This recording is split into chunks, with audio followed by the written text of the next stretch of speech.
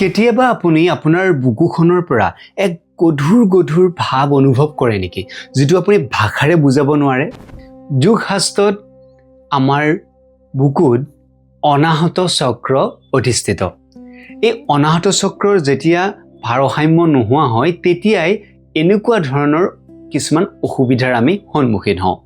আৰু এই অসুবিধাটোৰ কাৰণে আমি বাহিৰত বিভিন্ন ধৰণৰ তাৰ সমাধান আমি বিচাৰি ফুৰো কিন্তু যোগ শাস্ত্ৰত ইয়াৰ সমাধান আপোনাৰ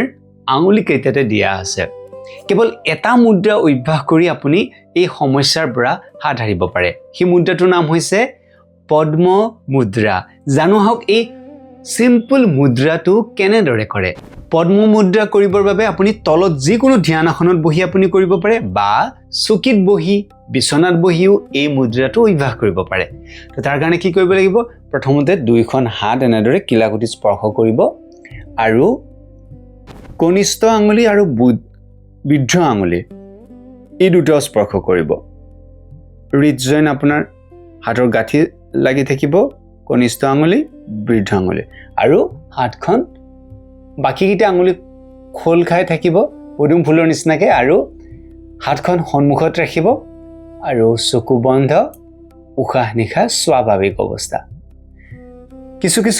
স্ক্ৰিপ্টছত কিছু কিতাপত এনেদৰে তলতো হাতখন ৰখা থাকে আৰু কিছু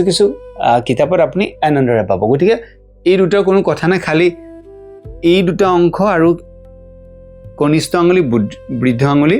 এই দুটা স্পৰ্শ ৰাখিব লাগিব বাকি আপুনি এনেদৰেও ৰাখিব পাৰে বা এনেদৰেও ৰাখিব পাৰে আপোনাৰ সুবিধা অনুসৰি হাতখন আপুনি ৰাখিব তাৰ পিছত উশাহ নিশাহ স্বাভাৱিক অৱস্থা চকু বন্ধ থাকিব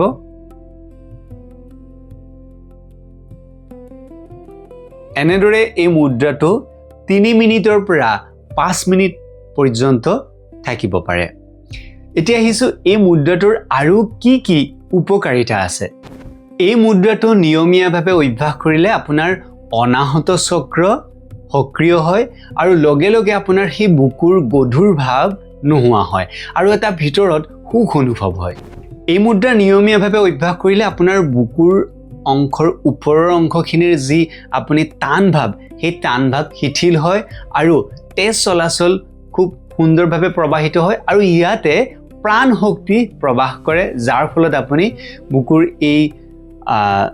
দুখ কষ্ট বা যি আপুনি অসুবিধা সেইবিলাক নোহোৱা হয় তাৰোপৰি এই মুদ্ৰাটোৰ আৰু এটা ডাঙৰ উপকাৰিতা আছে সেইটো হৈছে যে কেতিয়াবা মানুহে বহু দিনৰ দুখ কষ্ট যেতিয়া মনত সোমাই ৰাখে তেতিয়াও আমাৰ অনাহত চক্ৰ ইনবেলেন্স হয় বহু দিনৰ দুখ বহু দিনৰ আপোনাৰ আবেগ যদি সোমাই থাকে আপোনাৰ বিভিন্ন ধৰণৰ মানসিক ইনবেলেন্স হয় এই পদ্ম মুদ্ৰাটো আপুনি নিয়মীয়াভাৱে কৰিলে সেই দুখ কষ্টবিলাক আপোনাৰ মনৰ পৰা উলিয়াই দিয়াত সহায় কৰে আয়ুৰ্বেদ শাস্ত্ৰমতে আপোনাৰ শৰীৰৰ বাত আৰু পিত্ত দোষ এই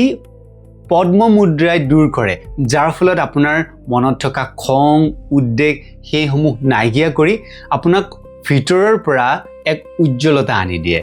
এই মুদ্ৰাটো কৰোঁতে আপুনি কেইটামান বস্তু ধ্যান দিব লাগে প্ৰথমটো হৈছে এই মুদ্ৰা কৰাৰ সময়ত বা কৰাৰ আগতে যদি আপোনাৰ অত্যন্ত আৰ্থৰাইটিছৰ প্ৰব্লেম আছে আপোনাৰ গাঁঠিৰ বিষ আছে তেতিয়াহ'লে খুব সাৱধানে কৰিব বহুত জোৰ দি নকৰিব দ্বিতীয়তে এই মুদ্ৰা কৰোঁতে কেতিয়াবা আপোনাৰ আৰু আবেগে ভৰি পৰিব পাৰে অৰ্থাৎ ভিতৰত যি আবেগ আছে সেই আবেগ ওলাই আহিব পাৰে আপোনাৰ দুখ অনুভৱ হ'ব পাৰে তেতিয়া কোনো চিন্তা কৰিব নালাগে সেই নেক্সট বাৰ আকৌ আপুনি যেতিয়া কৰিব দেখিব যে সেই আবেগখিনি দ্বিতীয়বাৰ নাহে অৰ্থাৎ সেই আবেগ উলিয়াই নিয়াত সহায় কৰে গতিকে সেইকাৰণে কোনো ভয় কৰিব নালাগে ইয়াতে আৰু এটা কথা মন কৰিবলগীয়া যদি আপোনাৰ হৃদযন্ত্ৰৰ বা হাৰ্টৰ কিবা সমস্যা আছে তেতিয়াহ'লে কিন্তু আপুনি এজন গুৰুৰ গাইডেন্সত থাকি তত্ত্বাৱধানত থাকিহে এই মুদ্ৰাটো অভ্যাস কৰিব লাগে বন্ধুসকল যোগ অভ্যাস কোনো যাদু নহয় যে আপুনি এবাৰ কৰিলে ইয়াৰ পুৰা চমৎকাৰ আপুনি পাব কিন্তু যদি আপুনি যোগ অভ্যাস নিয়মীয়াভাৱে কৰে তেতিয়াহ'লে ইয়াৰ উপকাৰ পোৱাটো নিশ্চিত হে নিয়মীয়াভাৱে আপুনি যোগ অভ্যাস কৰিব লাগে আমি যোগ মিৰাকলৰ তৰফৰ পৰা নিয়মীয়াভাৱে যোগ অভ্যাস কৰোঁ আপুনি যদি আমাৰ লগত যোগ অভ্যাস কৰিব বিচাৰে তেতিয়াহ'লে তলৰ 8011695700 এই নম্বৰত আপুনি যোগাযোগ কৰিব পাৰে